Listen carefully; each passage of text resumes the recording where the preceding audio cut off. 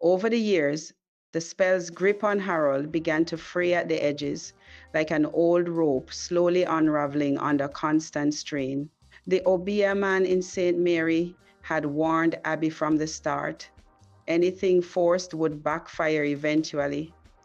But Abby, flush with power and possessions, ignored the creeping signs. Harold's eyes still followed her with devotion when she entered a room, but the fire had dulled to embers. To keep the flame alive, she made the long drive back to the Obeah man's compound every 6 months, sometimes more often when she sensed Harold's attention wandering toward old memories or his children's cause. Each visit cost a small fortune, no renewal oils to anoint his pillow, fresh powders to sprinkle in his food, stronger incantations whispered over photos of the two of them. The Obeah man always took her money with the same grave nod, reminding her gently, the longer you force it, the harder the rebound. Abby laughed it off, paid in crisp bills, and drove home convinced she could outrun karma. As the renewals mounted, so did Abby's ambitions. The villa, once her crowning jewel, began to feel like a cage. She wanted something entirely hers, unshared with Harold's late wife's ghost or his children's claims. She started pressing him. Baby, we need a fresh start. Sell the villa. Build me a house on that piece of land I bought in the hills so it's secure for us, for Kenzie. Harold hesitated at first. He stared out at the Caribbean Sea from the terrace where they'd once danced under the stars. The villa had been in his family for decades, a legacy tied to his late wife, but the spell's compulsion was ironclad. Every time he tried to refuse, a fog rolled into his mind with Abby's face filling every thought until resistance crumbled. He signed the papers. Word reached his children in England almost immediately. Real estate agents talk, and high-value sales in Trelawney don't stay quiet. They flew in for what they call a family meeting, staging a tense intervention in a Montego Bay hotel suite away from Abby's ears. His daughter, the eldest, spoke first, tears in her eyes. Dad, please, don't sell outright. At least rent it as an Airbnb. Those places in Trelawney pull in thousands a month. Keep it as income. For you, for us. His son nodded, adding, Mom would have wanted the family to hold on to it. Harold listened, face blank, then shook his head slowly. Abby's right. We need change. The children begged, argued, even threatened legal action, but the spell turned their words to white noise. He sold the villa for millions, funneled every cent into architects, contractors, and imported marble for the new build. And what a house it became. Perched high in the Trelawney Hills, a sprawling modern mansion of glass, steel, and white stone that caught the sunrise like a prism. Floor-to-ceiling windows framed endless views of the turquoise sea below. An infinity pool seemed to spill straight into the horizon. Smart home systems control lights, music, climate with a whisper. The deed was in Abby's name alone, Harold had insisted. Under the spell's quiet insistence, she walked the empty halls before moving, heels echoing, already planning parties where she'd be undisputed queen. But greed has no brakes. Abby pushed further.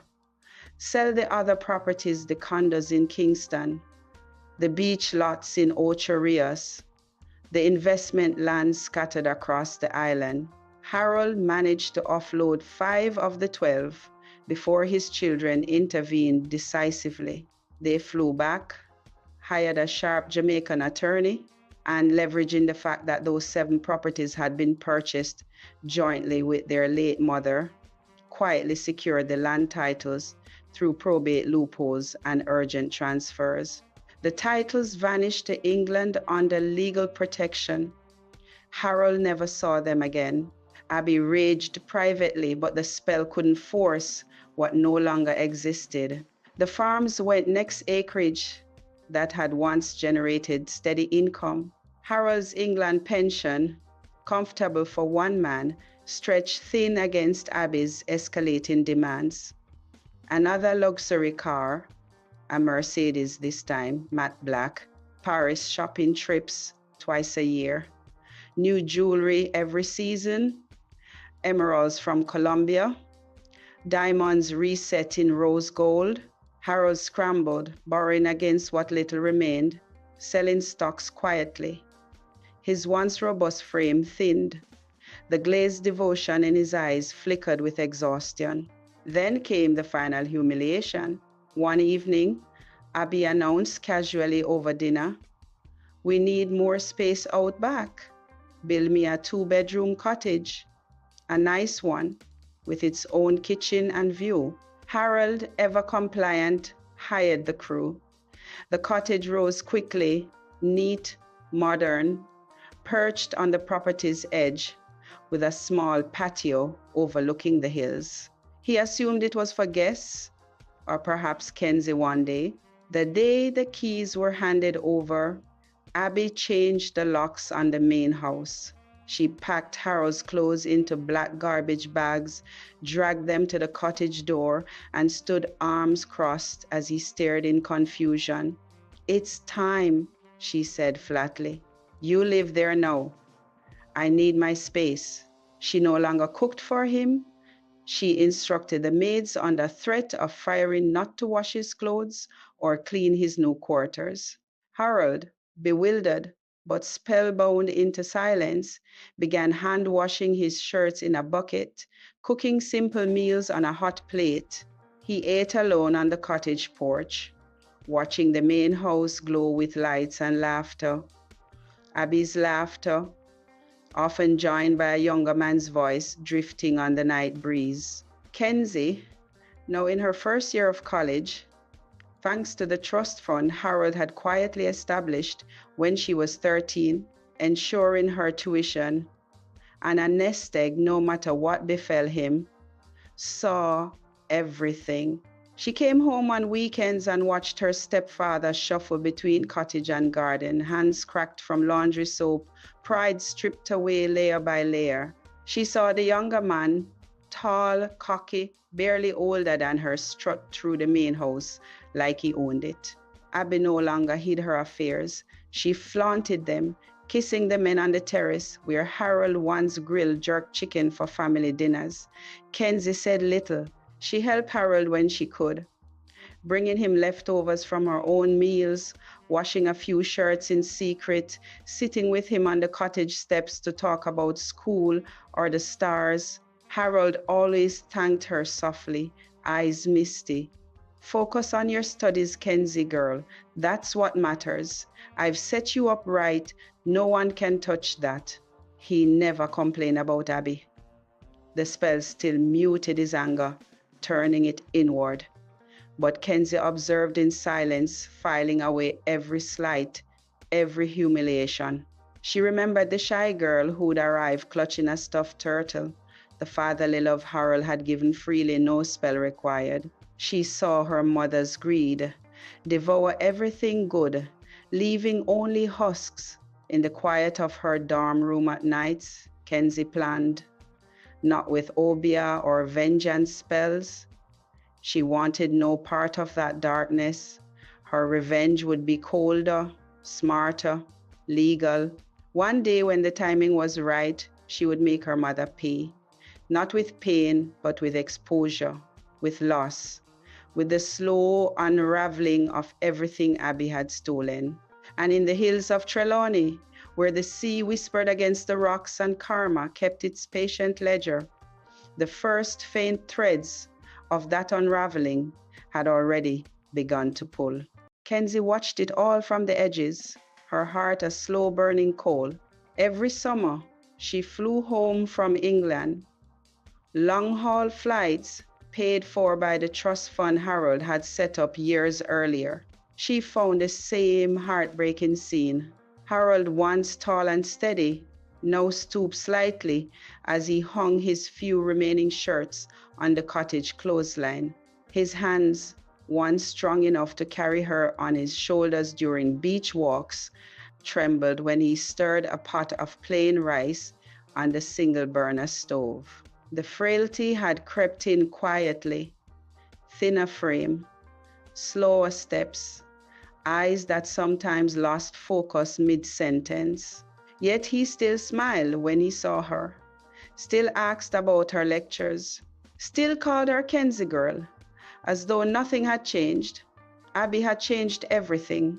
The newest lover, a flashy 20-something named Germaine with gold chains and a permanent smirk, drove Harold's former SUV around the hills like he'd earned it.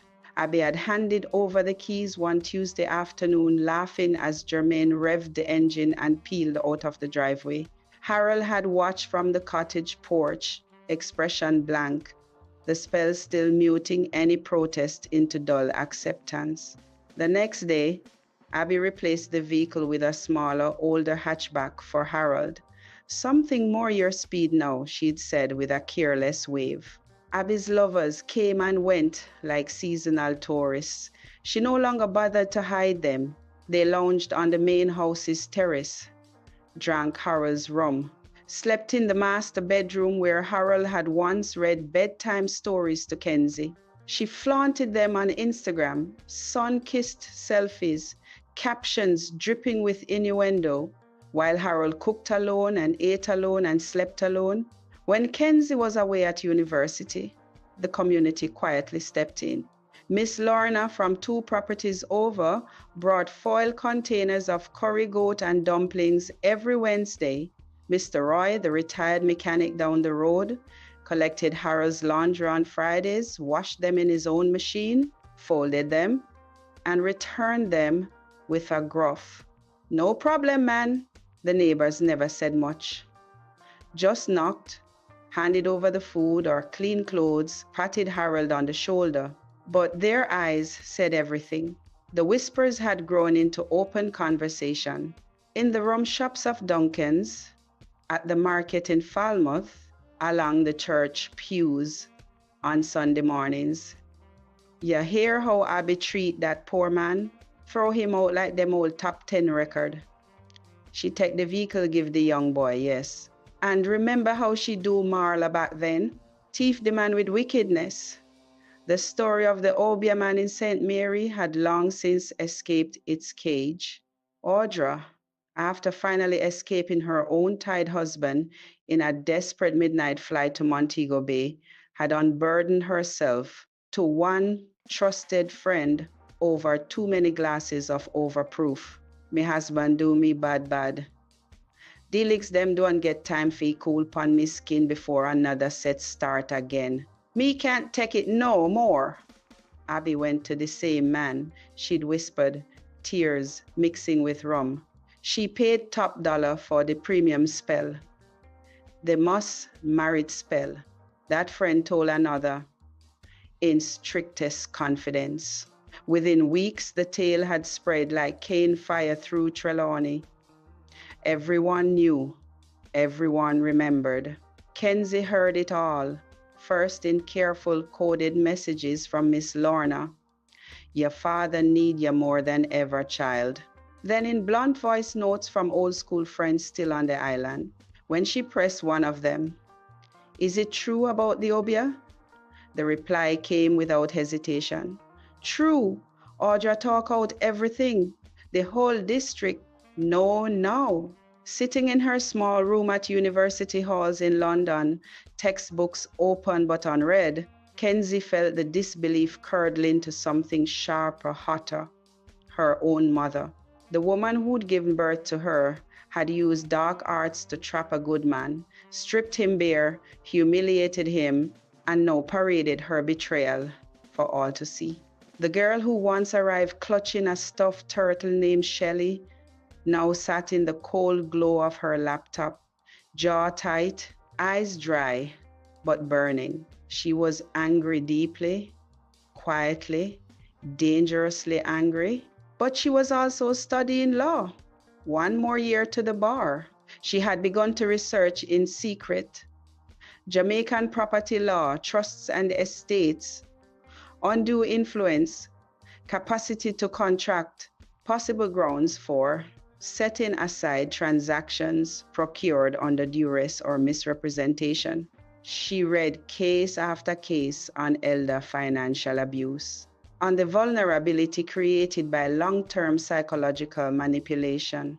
Even if that manipulation came wrapped in folklore and fear, she made notes in a password-protected file titled simply Payback. She spoke to Harold on every call, voice gentle. "How are you feeling today, Dad?" He always answered the same way. "I'm all right, Kenzie girl. Just missing you." He never complained about Abby. The spell had worn thin enough to let exhaustion show, but not enough to let anger break through. Kenzie listened anyway. She cataloged every detail he let slip, the sold properties, the drained accounts, the pension stretched to breaking, the cottage keys he no longer controlled. She saved screenshots of Abby's social media posts, proof of the lifestyle funded by Harold's dwindling resources. She kept copies of old emails Harold had forwarded her years ago, including the original trust fund documents naming her as beneficiary. She bided her time, 1 year. When she passed the bar first attempt, she swore she would return. Not with noise, not with obeah, not with public shaming, with paper, with procedure, with the cold, precise machinery of the law. She would seek to have certain transactions reviewed, sales made under questionable capacity, gift procured through undue influence. She would petition for guardianship or conservatorship if Harold's health continued to decline. She would protect what remained of his estate, ensure the trust fund stayed untouched, and if the evidence supported it, pursue recovery of misappropriated assets.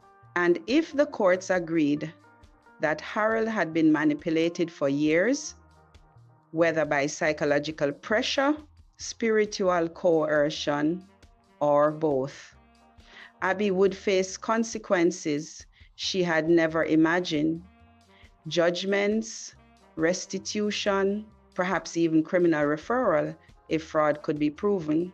Kenzie closed her laptop each night with the same quiet vow. She would make her mother pay. She would seek justice for Harold, the only father she had ever known. Want more stories? Subscribe to our YouTube channel. Follow us on Facebook and TikTok. Like and share our videos. Thank you for watching.